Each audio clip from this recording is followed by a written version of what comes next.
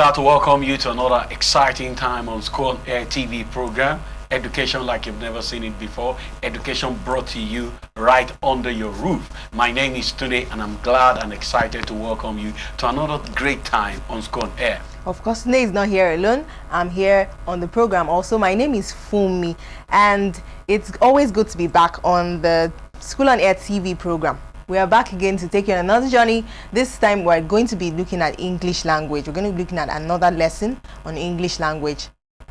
The benefit of being a part of this program is that you have the opportunity of being taught, seasoned teachers, experienced teachers, Yes. those who have taught the particular subject for several years. Yes. Yeah, you can never have it better than the teachers on School on Air. Definitely, because you guys don't want to miss any part of this program. And we even have the Watch and Win promo. Sure. After every subject, we have questions that will be dishing out, so you guys can answer, and then you can see some numbers scrolling on your screen. Send your answers to those numbers and you might be our next winner. So we're going to be going into the English class. And what do we have for today for me? Yes, we have idioms. We're going to be looking at idioms. That's the topic for our lesson for today.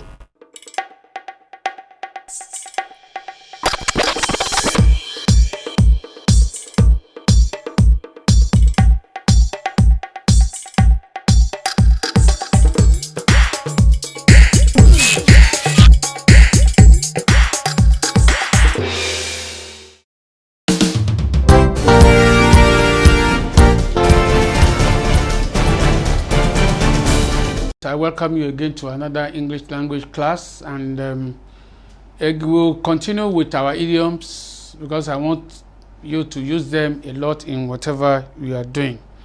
And today we will look at some other ones, and at the end of the episode I'm still going to give you some exercises to do. Okay, so number one, the word underlined is short is bald. There, short is bald.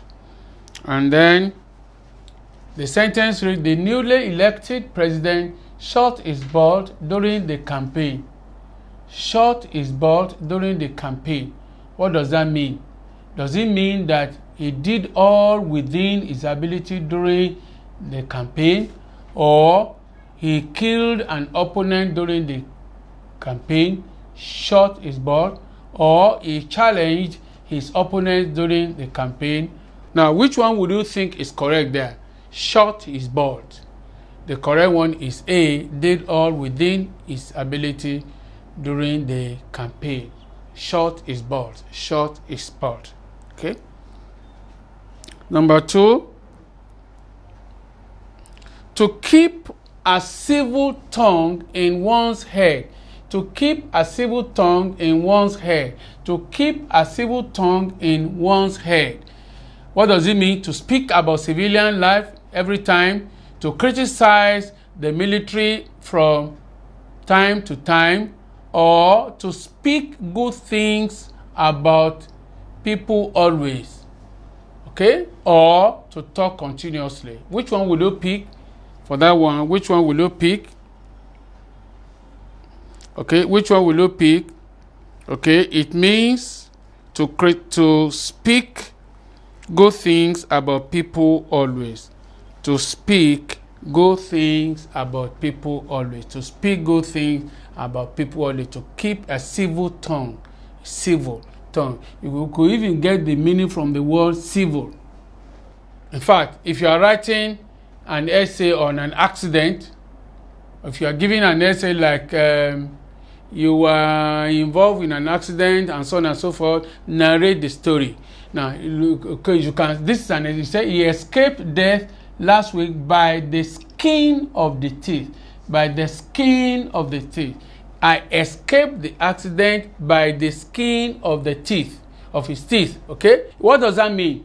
By the skin of the teeth. It means that. Does it mean you escaped the accident miraculously, beautifully, sharply, or narrowly? Which one will you pick? A, B, C, or D? If you pick A, you are wrong. If you pick B, you are wrong. If you pick C, you are also wrong. D is the answer, narrowly.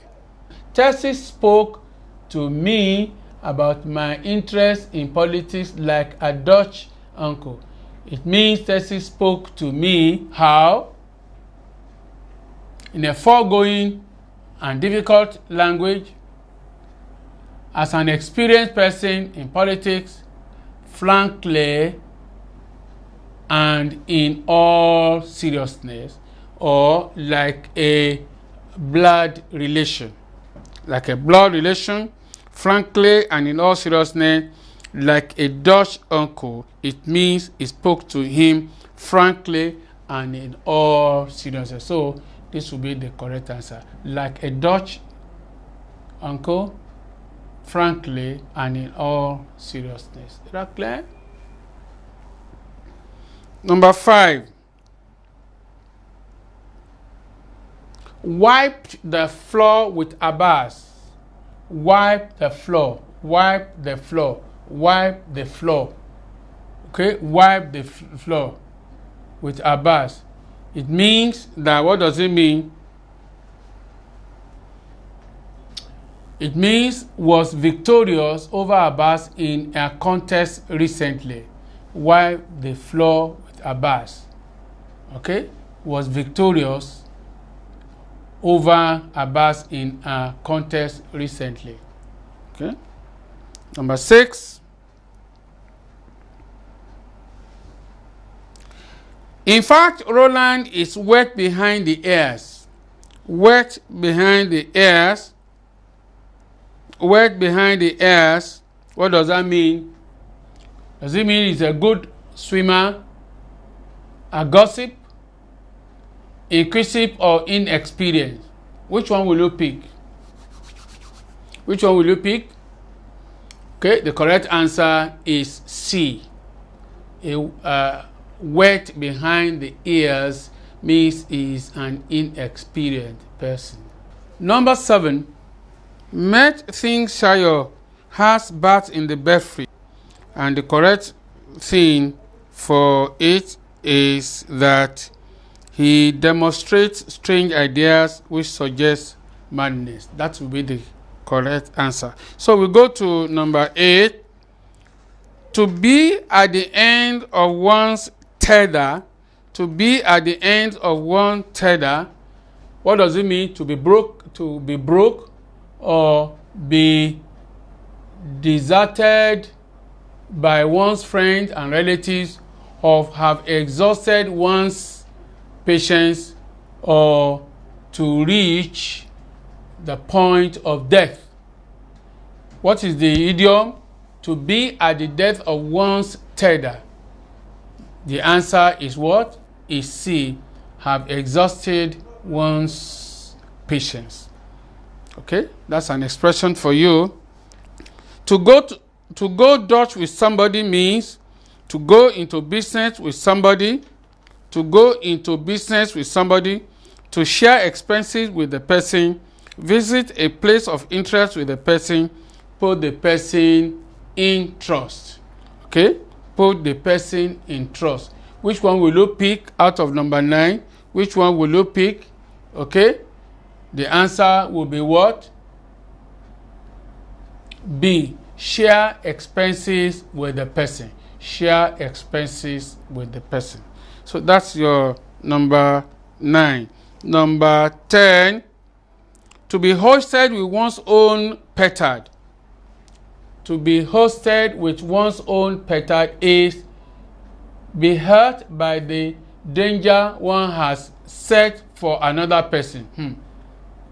Take care of one's needs very well, or be ready to defend oneself. The answer is what? The answer is A. To be hurt by the danger one has set for oneself. Number 11. Doing paid through the nose. Paid through the nose. The only answer there is that paid a very high price. Paid through the nose. Paid through the nose. Paid a very high price. Okay? Number 12, to say all roads lead to Rome. All roads lead to Rome. That's a good expression. What does it mean? Does it mean it is very comfortable to travel to Rome? Everybody is free to go any place, or the people of Rome are naturally accommodating, or there are many ways to achieve an aim. All roads lead to Rome, not one road, so many roads. So the answer there, there are so many ways in which you can effect a change or do something. So the answer would be what? D. Is that clear? Okay. Number 13. A rolling stone gathers no moth. A rolling stone gathers no moth. Okay? What does that mean? A rolling stone gathers no moth. It's not safe to make a stone roll. An unsteady person should bound to encounter failure, or a person who runs every time cannot live long, or a young person cannot succeed in easily in life. Which one will you take? Rolling stone gathers no moth. The correct answer there is what? Is B. An unsteady person is bound to encounter failure. You do this, you do that, it's just a rolling stone, you won't gather anything. That will not be your own portion. Number 14. To set the Thames on fire. That's a good expression. To set the Thames on fire means that when you perform wonderfully. Take note of that. When you write your essay, I want to see that there. To set the Thames on fire is to perform wonderfully. To perform wonderfully. To perform wonderfully. Number 15. Kiss the blinding stone. That may be a difficult one for you, but what it means that Allah has a very persuasive tongue. Okay? Allah have kissed the blinding stone. Allah has a very persuasive tongue. Is that clear? Number 16. Give somebody the bird is to do what? When you give somebody the bird is when you attract a person, discount a person, or help a person. What does that mean? Or when you scorn a person, attract a person, help a person, criticize a person. When you give somebody the bird is when you criticize, not attract, not scorn, not help. When you criticize a person. Tola always looks a gift horse in the mouth. A gift looks a gift horse in the mouth. What it means, very easy. It criticizes gifts. That's what it means. Now, number 18. Number 18. Matthew showed Peter the ropes in warfare. Matthew showed Peter the ropes in warfare. That's the idiom there. And the correct answer, I taught Peter the methods of fighting war. That's what it means. I don't want to waste your time on that. Number 19. Number 19. Dan's success last year was a flash in the pan. A flash in the pan. A flash in the pan. A flash in the pan. I like that. Make sure you know that. It means a brilliant but short-lived. Brilliant, a flash in the pan. A flash in the pan. A brilliant but short-lived success. A brilliant but short-lived success. That's what it means. Number 20. To take the gift out of the ginger bread is to do what? Is to do what? The answer is to remove the most important aspect of something. To remove the most important aspect of something. That's number 20. So we take 5 more and then I give you the exercise for today. Fingers are all thumbs. Fingers are all thumbs. That's number 21. Fingers are all thumbs. What does it mean? It means that insincerity there. Okay, Banga is insincere. I think we have seen that before. Number 22. A fish out of water. In chemistry class, I know always feels like a fish out of water. And when there is a fish that is out of water, will it be comfortable? No. So the correct answer is that it feels very, very uncomfortable. Number 23. To count one's chicken before they hatch, that's like that. What does it mean? When you count your chicken 1, 2, 3 before they hatch, then you calculate your gains before they are realized. That's B there. And then number 24, to kill 2 birds with 1 stone is to do what? Have double rewards for 1 single effort. You kill 2 birds with 1 stone. And the last for today, before I give you the exercise, number 25, but these plans are castles in the air. Castles in the air. Castles in the air. They are doubtful to come through. They are doubtful to come through. So, that's another 25 for you. I'm sure you have, if it is 2 or 3 or 4, you know them now. You can use them.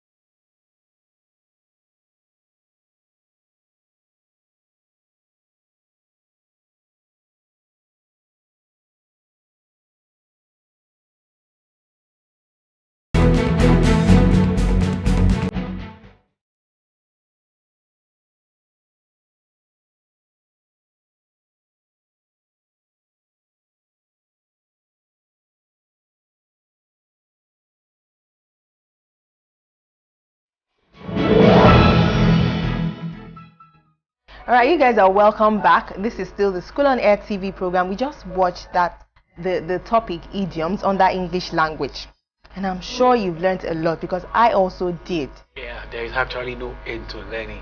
Remember those days in the English class several years ago? This class has brought back the memory. Wow, today has memories. Okay, let's go to the questions for today. We have idioms, questions on idioms. Choose the correct meaning of the proverb or idioms. Choose the correct meaning of the proverbs or idioms.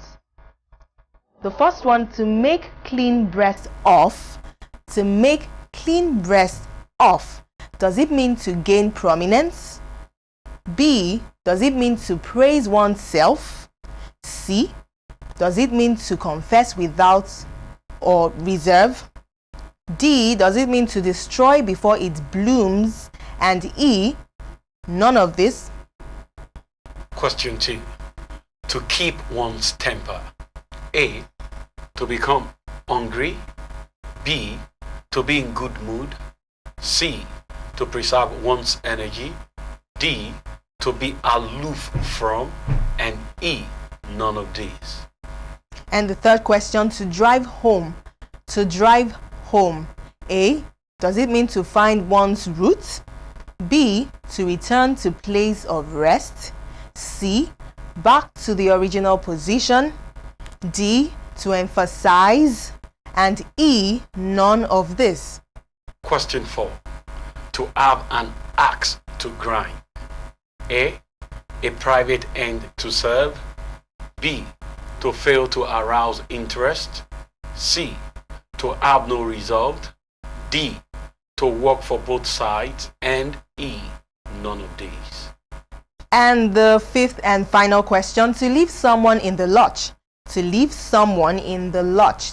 Does it mean A, to come to compromise with someone? B, constant source of annoyance to someone? C, to put someone at ease? D, to desert someone in his difficulties? And E, none of this.